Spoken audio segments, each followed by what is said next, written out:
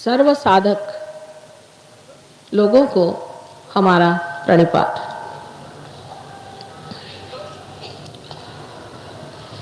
साधक वही होता है जो कुछ साध लेता है। जिसने कुछ साधा नहीं, सिर्फ मनोरंजन करता रहा, भजन गाता रहा, मंदिरों में घूमता रहा और उसी तरह से अपना सारा जीवन जिसने बिता दिया, उसने कुछ साधा नहीं। कुछ साधन ऐसा होना चाहिए जिससे आप परमात्मा से संबंधित हो जाएं, जिससे योग घटित हो जाए। और ये साधन परमात्मा ने पहले ही आपके अंदर बहुत सुंदरता से सजाया हुआ है। इस साधन का सिर्फ उपयोग करना, इतना ही मात्र एक काम बच जाता है।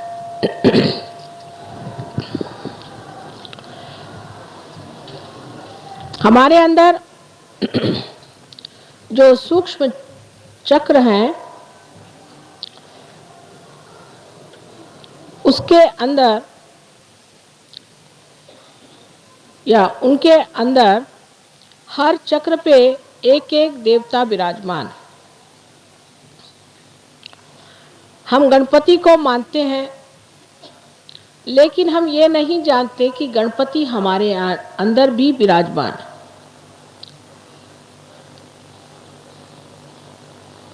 हम विष्णु को मानते हैं,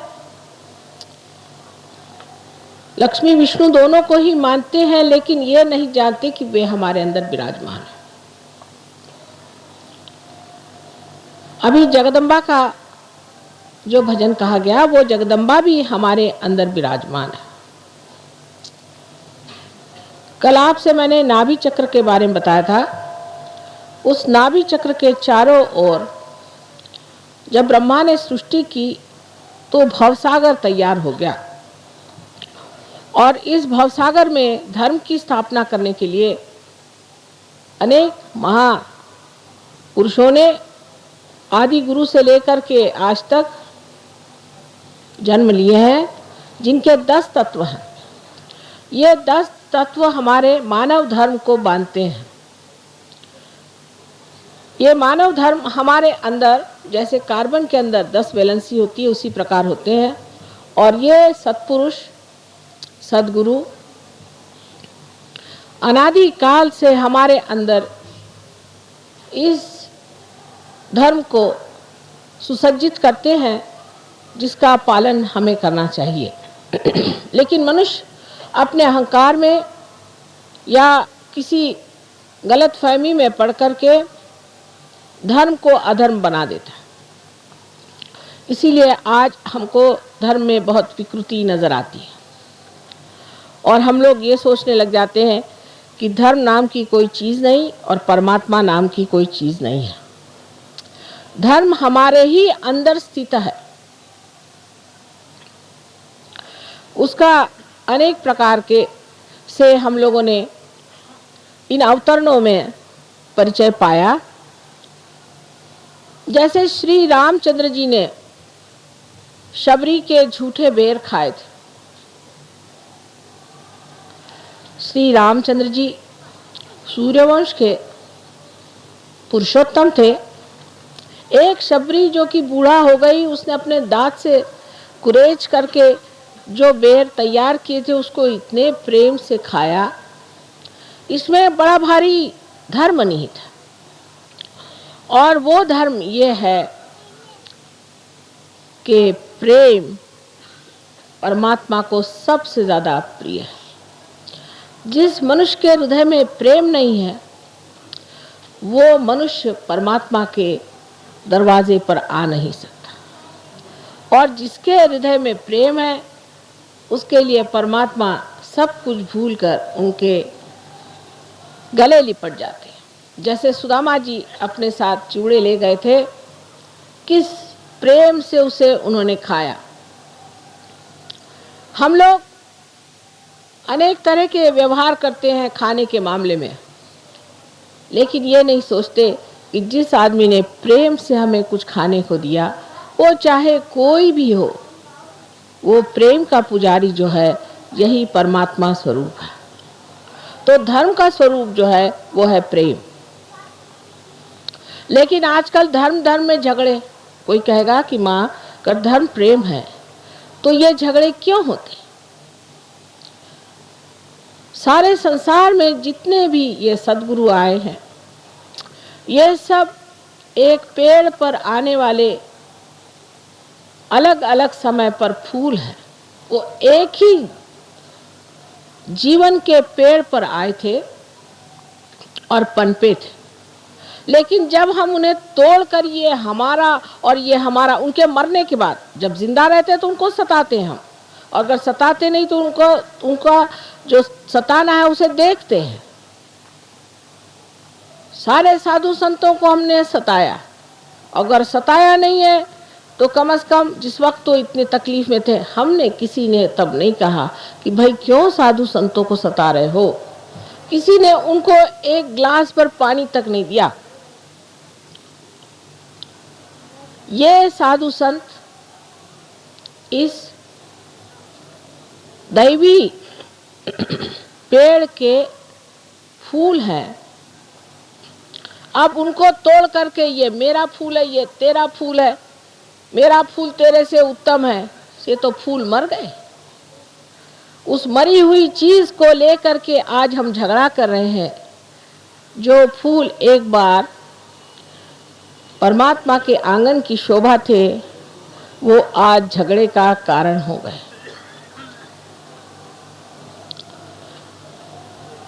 सो ये सारा धर्म जो है वो प्रेम का धर्म है, क्योंकि सारी शक्ति ही परमात्मा की प्रेम की है। अगर परमात्मा हम लोगों को प्यार न करते तो वो इस सृष्टि की रचना ही न करते। लेकिन हम अपने को प्यार नहीं करते हैं, हम अपने को झुठलाते हैं, अपने को कैद करते हैं, अपने ऊपर अपने ही विचारों को बांध करके कि ये मैं करूँगा, ये मेरा है, ये मेरा विचार है और यही सत्य है। इस तरह की धारणा ले करके हम जब अपने ही को किसी कोठरी में बंद कर लेते हैं, तब दूसरे भी दूसरे कोठरी में बंद हो करके चिल्लाते रहते हैं। प्रेम में मनुष्य स्वतंत्र हो जाता है, स्व का तंत्र जान जाता है। इसलिए धर्म ये प्रेम है। अब किसी किसी जमाने में ऐसा समय आया कि जहां हिंसा को भी करना पड़ा। जैसे श्री कृष्ण ने युद्ध में अर्जुन से कहा कि ये तो सब पहले से मरे हुए हैं और तू इन सबको मार। उन्होंने कोई आजकल की अहिंसा नहीं सिखाई कि कीड़े मकोड़ों को बचा के रखो। क्या मैं कीड़े मकोड़ों को कुंडलिनी जागरण देने वाली हूं जो कीड़े मकोड़े बचाते रहते हो? उन्होंने कहा इनको मार, तेरे जो गुरु हैं उनको भी तुम मार।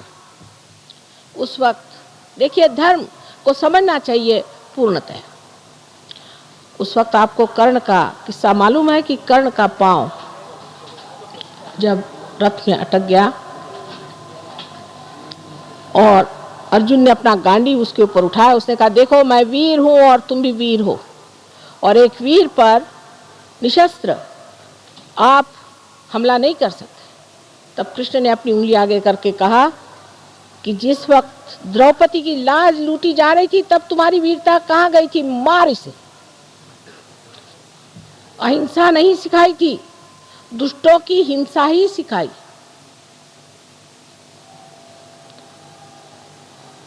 हम तो दुष्टों की तो अहिंसा करते हैं और भले लोगों की हिंसा करते हैं। हमारे यहाँ बहुत से ऐसे लोग हैं कि वो कहेंगे कि साहब हम तो कीड़े मकोड़े बचा के रखते हैं, लेकिन अगर किसी के घर पे कुड़की लाना है तो उसकी बीवी बच्चों को बाहर निकाल के खड़ा कर देंगे। उसका अगर अपमान करना है तो उसको कर देंगे, बेचारा अकेला कमाने वाला होगा, उसको जेल भेज देंगे एक छोटे से रुपयों के पीछे। ये धर्म नहीं, यह अधर्म है। धर्म की व्याख्या इन लोगों से हमें समझना चाहिए। हमारे सामने ये अवतरण आए जिन्होंने हमारे अंदर ये चक्र तो बनाए, लेकिन इन्होंने हमारे सामने आदर्श भी रखे जिनको हमें समझना चाहिए।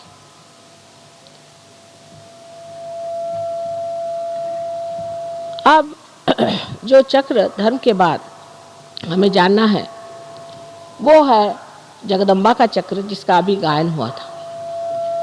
जगदम्बा जो है वो इस हृदय चक्र में बीचों बीच बैठी हुई। ये हृदय चक्र 12 पंखुड़ियों से बना हुआ। जब बच्चा 12 साल तक का होता है तब तक जगदम्बा, क्योंकि उसका नाम भ्रमरंबा भी है, आप जानते हैं कि वो भ्रमर बनाती है, इन भ्रमरों को अपनी जो सीने पर हड्डी है उसमें बनाती है। इसे अंग्रेजी में एंटीबॉडीज कहते हैं। ये 12 साल तक वो बना के तैयार कर देती है, और जब कभी किसी बच्चे पर कोई आक्रमण आता है तो ये भ्रमर उससे लड़ाई करते हैं, झगड़ते हैं। 12 साल बाद ये भ्रमर सारे शरीर में फैल जाती है। लेकिन जैसे कि हमारे यहाँ ऑल इंडिया रेडियो है, उसी प्रकार ये जो हड्डी है, इस हड्डी से ही उनको आदेश जाते हैं कि अब यहाँ लड़ो, अब ऐसे हमला करो, कुछ ज़रूरत है और इधर से लोग भेजो। ये हमारे अंदर होने वाले सारे आक्रमणों से लड़ते रहते हैं और कभी कभी हताहत भी हो जाते हैं। ये चक्र विशेषकर औरतों का ज़्यादा पकड़ा जाता है, क्योंकि उनका विश्वास ये नहीं होता कि हमारी माँ जगदम्बा है, सर्वशक्तिमान, सबका पालन करने वाली, सबका तारण करने वाली जगदम्बा हमारी माँ है। पति ने जरा सा डांट दिया या कहीं कुछ चीज डर की बता दी तो औरतें डर के बैठ गई। जिस देश में पद्मिनी जैसी वीरांगना हो गई, उन वीरांगनाओं का आपके सामने स्वयं आदर्श है, वो तो जीवित आदर्श है इतिहास में। लेकिन आजकल की औरत जो है बड़ी डरपोक है और उसे आदमी भी जरूरत से ज्यादा दबाते हैं और उसकी परवाह नहीं करते। उस वक्त उसका ये चक्र पकड़ जाता है और उससे ब्रेस्ट कैंसर की बीमारियां ज्यादातर होती हैं। ये चक्र आदमी में भी पकड़ जाता है। जब पकड़ जाता है तो वो डरपोक हो जाता है, बहुत डरता है और छोटी छोटी बात में उसे डर लगता है, झिझक लगती है, हाथ उसके थरथराते हैं, पैर उसके थरथराते हैं, किसी भी काम में पड़ता है तो डरते रहता है। जगदम्बा ये शक्ति है। ये देखिए उस जगह बैठी हुई है जहाँ पर कि भवसागर में से लोग भक्तगण ऊपर आना चाहते हैं तो देवी उनकी रक्षा भी करते हैं और उनको मदद करके ऊपर खींच लेती हैं। आप जानते हैं कि देवी ने अनेक बार इस संसार में जन्म लिया। आपके राजस्थली में भी उन्होंने सती रानी बनकर थोड़ी सी देर के लिए चमक दिखाई, और यहाँ के राजा लोग सभी शक्ति के पुजारी हैं। ये सब होते हुए भी एक तरह की भीरुता, डर मनुष्य में बैठा हुआ। सत्य को डर नहीं होना चाहिए। जो आदमी सत्य पे खड़ा होता है वो किसी से डरता नहीं। सारे संसार के सामने सम्मुख हो करके वो जो सत्य बात है उसे कहता है। 1970 में मैंने मुंबई में एक बहुत बड़े जहांगीर कावस जी हॉल में जितने भी राक्षसों ने जन्म लिया है उनका सबका नाम और उनका पहले का नाम सब बताया। किसी ने न मुझ पर केस करी और ना ही कोई मेरे ऊपर आफत लाए। एक साहब ने कहा माँ आपको गोली से उड़ा देंगे। मैंने लाओ तो सही, कौन गोली मारने वाला है, मैं देखती तो हूँ। थर थर थर थर कांप उठेंगे। ये माँ की शक्ति होते हुए भी हम लोग इस कदर कायर और डरपोक हो गए। इसकी वजह यह भी है कि वीरता को हमने जाना नहीं, शूरता को हमने समझा नहीं और सत्य का हमने मान नहीं रखा। असत्य पे चलने वाले लोग डरपोक होते हैं। माँ सत्यवान लोगों की ही पूजा करती है और उन्हीं को संवारती है और उन्हीं की रक्षा करती है। तो ये विश्वास रखना चाहिए कि हमारे ही अंदर श्री जगदम्बा का जब स्थान है उसे हम जागृत कर लेंगे। अनेक बीमारियां इस चक्र के खराबी से होते हैं। उसके जो राइट साइड में आप देख रहे हैं चक्र है, इसे हम राइट हार्ट कहते हैं। ये चक्र यहाँ राजस्थान में बहुत पकड़ता है। ये श्री राम का चक्र है। श्री राम का चक्र है जो कि पुरुषोत्तम है। एक तो लोग जो सरकारी चीज़ों से बहुत डरते हैं उनका ये चक्र बहुत पकड़ता है। क्योंकि पुरुषोत्तम श्री राम ये एक आदर्श राजा थे और उनको जो लोग मानते हैं उनको किसी भी गवर्नमेंट से डरने की क्या ज़रूरत है। जब उनका साम्राज्य बैठा हुआ है तो गवर्नमेंट से डरने की कौन सी ज़रूरत है। वो मर्यादा पुरुषोत्तम थे। उसी तरह से अगर आप अपनी मर्यादाएं में रहें तो कोई भी गवर्नमेंट आप पे आंच नहीं ला सकती और वो आपको पूरे तरह से रक्षित रहने के लिए समर्थ है। इस चक्र को पकड़ने से मनुष्य को आस्मा की बीमारी हो जाती है। अब ये चक्र है पिता का, क्योंकि श्री रामचंद्र जी हमारे पिता स्वरूप है। ये पिता का है। अगर किसी पिता का अपने बच्चे से बिगाड़ हो गया या किसी बच्चे का अपने पिता से बिगाड़ हो गया या किसी तरह से पिता का जो स्थान है वो रिक्त हो जाए, जैसे कि बचपन में ही पिता की मृत्यु हो जाए या पिता के तरफ से कोई तरह भी तकलीफ हो या पिता बच्चे को उच्छृंखल बना रहा है, उसको बुरे रास्ते पर डाल रहा है, तब ये चक्र पकड़ता है। उससे आपके अंदर अस्थमा की बीमारी हो जाती है। ये बीमारी ठीक हो सकती है, लेकिन इसका ये मतलब नहीं कि आप सब अस्थमा वालों को मेरे पास लाइए। इसका मतलब है कि कुंडलिनी को जागरण करके पहले ये चक्र ठीक करें। जैसे कुंडलिनी जब उठती है तो किसी किसी की इतनी सुंदर कुंडलिनी होती है कि एक क्षण में उठकर जम जाती है और उसके बाद उनको कोई बीमारी ही नहीं आती। एक तो ये हुए। उसके बाद दूसरे ऐसे लोग होते हैं कि जिनकी कुंडलिनी उठती तो है पर बार बार गिर जाती। ऐसे लोगों को कुंडलिनी बार बार उठा करके जगाना चाहिए, क्योंकि यह कुंडलिनी की जो शक्ति है यही आपका इंजेक्शन, यही आपकी दवा, यही आपका धन्वंतरी, यही आपके डॉक्टर, यही सब कुछ है। अगर ये शक्ति आपके अंदर बहेगी नहीं तो हमारे हाथ कैसे चलेंगे। और तीसरे लोग हैं जिनकी की कुंडली जमी बैठी है, वो उठती ही नहीं। ऐसे लोगों को ठीक करना कठिन जाता है। श्रद्धावान लोग जो होते हैं, जो कहते हैं हाँ थोड़ा सा हमारा फर्क आ गया, ठीक हो रहा है, उन पे कुंडली नहीं चलती। बहुत से लोग हैं, हमने बहुतों को ठीक किया, बीमारियां ठीक करी, लेकिन हमने देखा ये कि उनमें से बहुत कम लोग सहयोग में उतरते हैं। आपको सोचना चाहिए कि परमात्मा जो है वो भी समझदार है और ऐसे दीप क्यों जलाए जो प्रकाश न दे। ऐसे दीप को जला के फायदा क्या समय बर्बाद करके, कि जो सिर्फ अपनी तंदुरुस्ती ठीक करने आते हैं। ऐसे बहुत से पहलवान भी हैं जो मेरे पास आते हैं कि माँ हमें शांति दो। क्या तंदुरुस्ती ठीक होने से सब कुछ हो जाएगा? फिर एक चक्र ठीक होगा फिर दूसरा खराब होगा। आज एक बीमारी होगी फिर कल दूसरी होगी। रात दिन मैं क्या यही करती रहूं? एक तो पूर्व पुण्याई भी चाहिए और नम्रता भी चाहिए। बहुत से लोग ऐसा भी सोचते हैं कि जब वो सहयोग में आते हैं तो हमारे ऊपर वो उपकार करे जा रहे हैं।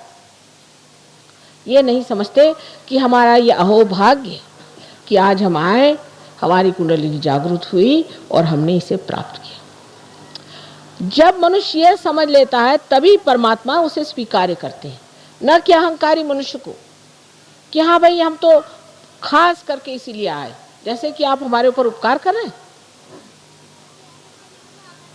उपकार परमात्मा का हमारे ऊपर है, उनके ऋणी होना चाहिए, उनको धन्यवाद देना चाहिए कि प्रभु हमें ये समय दिया कि हम इस चीज में आए, अब हम तुम्हारे दरवाजे आए।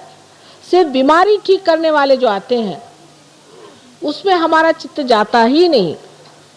हाँ यह है कि जैसे ही कुंडलिनी का जागरण हो जाता है और जब कुंडलिनी उठ जाती है तो जो जो बीमारियां जैसे कल मैंने आपको बताई और जो ऊपरी बीमारियां हैं ये सब ठीक हो जाती, लेकिन वो कुंडलिनी को जमाना पड़ता है, थोड़ा अभ्यास करना पड़ता है। और ये भी बात सही, जैसे मिसेस पड़दल ने कहा, बात सही है कि इनको अंजाना का ट्रबल था, 10 मिनट में ठीक हो गए, लेकिन ये जीव और है। इनके सारे खानदान को मैं जानती हूँ, उसमें से ये एक जीव अलग, उसे मैं क्या करूं? कोई फल है जल्दी पक जाता है और कोई पकता ही नहीं और कोई सड़ा ही होता है। इसलिए कुंडलिनी का जागरण करके उसे कहाँ रोकना चाहिए, किस तरह से उठाना चाहिए, कौन से चक्र में दोष है, क्या चीज़ करनी चाहिए, ये थोड़ा सा समझ लेना चाहिए। और जब कोई आपको कोई बताता है उसी प्रकार आप करें, समझदारी इसमें। अब उससे ऊपर जो चक्र है, जिसे कि हम कंठ में श्री कृष्ण का चक्र, इस जगह श्री कृष्ण जो गोप गोपियों के साथ खेला करते थे, वो बराबर बीचों बीच। अब तो आजकल ऐसे भी बुद्धिमान निकल गए कि वो कहते हैं कि जिन्होंने गीता बताई वो कृष्ण अलग और जो कृष्ण जो गोप थे वो अलग, और पता नहीं कितने उनके और तरीके बनाएंगे। ये जो कंठ है, इस कंठ में 16 है, क्योंकि उनकी 16 कला आप जानते हैं, 16 पंखुड़ियां हैं। इसे विशुद्धि चक्र कहते हैं। मैंने एकदम विशुद्ध, क्योंकि योगेश्वर है, योगेश्वर को कुछ चिपकता नहीं है। तो आप उनकी कहानियां जानती हैं कि वो साक्षात योगेश्वर है, उनको कुछ चिपकता नहीं, बिल्कुल विशुद्ध आत्मा। और जब विशुद्ध पे आप आ जाते हैं तो सारी चीज़ नाटक जैसे दिखाई देती है और आप साक्षी होकर उसे देखते हैं। कोई चीज़ आपको चिपकती नहीं, आप साक्षी होकर के देखते हैं कि ये तो ड्रामा चल रहा है। क्योंकि आप जिस पानी में या भवसागर में फंसे हुए अपने लहरों से डर रहे थे, उससे उठकर के आप नाव में बैठ गए, आप लहरें देख रहे हैं। ये साक्षी स्वरूपत्व आप में अंदर आ जाता है। जैसे ही साक्षी स्वरूपत्व आ जाता है तो आप सारी सृष्टि को एक साक्षी होकर के देखते हैं और आप पर किसी चीज़ का असर नहीं आता। दूसरी बात यह है कि जो प्रश्न है आपके, उसका हल इससे बाहर निकलने पे ही होता। जब तक आप उसमें उलझे हुए हैं, आपके प्रश्न कभी ठीक हो ही नहीं सकते। उससे जब आप बाहर निकल आते हैं तभी आप इस प्रश्न को ठीक कर सकते हैं। तो यहाँ पर बसा हुआ जो श्री कृष्ण का कंठ का स्थान है, इसमें भी 2 हिस्से हैं। एक को जैसे लेफ्ट का है और एक राइट। लेफ्ट में श्री विष्णु माया का स्थान। श्री विष्णु माया के बारे में आप जानते हैं कि जो उनकी बहन थी, जिन्होंने स्वर्ग में जाकर के आकाशवाणी करी थी, बादलों में से गरज कर कहा था कंस से कि तेरा मारने वाला अभी जीवित है। वही आकाशवाणी आज भी कार्य करती है, जो बिजली है ये भी कार्य करती है। और आप कभी देखिएगा तो आपको आश्चर्य होगा कि हमारे भी फोटो बड़े कमाल के आते हैं। और जो ये कैमरा जिसे हम सीधी सादी चीज़ समझते हैं, इसने ऐसे ऐसे हमारे फ़ोटो निकाल दिए हैं कि आप हैरान हो जाइएगा। यहाँ तक कि बादलों में तक हमारे फ़ोटो आते हैं। ये आकाशवाणी का कार्य है, ये विष्णु माया है। इस विष्णु माया पर ये कहना है कि जब हमें भाई बहन का विचार नहीं रहता, जब हमारे अंदर ये शुचिता नहीं रहती, हम जब दूसरी औरतों के और बुरी निगाह डालते हैं, तब भी ये चक्र पकड़ जाता है। या किसी कारणवश हम ये सोचते हैं कि हम पापी हैं, हम दुष्ट हैं, और इस तरह की बेकार की अपने बारे में न्यून कल्पना कर लेते हैं, तब भी ये चक्र पकड़ता है। ये कल्पना कहीं कहीं बहुत ज़्यादा मैं देखती हूँ कि हम तो पापी हैं, क्योंकि रात दिन जो आता कहता तुम लोग पापी हो, ये संसार पापी है, और जो बताने वाला वो कौन बड़ा धर्मात्मा है। ये सब बातें सुन सुन के मनुष्य अपने को इतना नीचा गिरा लेता है कि उसकी ये लेफ्ट विशुद्धि पकड़ती है, और इसके पकड़ जाने से अगर हृदय में भी पकड़ आ जाए तो अनजाना जैसी बड़ी घातक बीमारियां हो जाती हैं। रात दिन कभी पत्नी, कभी पति, कभी घर, कभी समाज, किसी भी औरत में ये हमेशा भरते रहता है कि तुम बड़ी खराब। उस वक्त ये चक्र पकड़ जाता है और इससे अनेक बीमारियां हो जाती, पर सबसे घातक बीमारी इसकी अनजाना की है। दूसरी जो राइट साइड है उसमें हम जिसे महाराष्ट्र में विट्ठल कहते हैं, और जिसे आप कहिए कि द्वारिका में बसे हुए श्री कृष्ण जहाँ राज्य कर रहे थे, उनका स्थान है।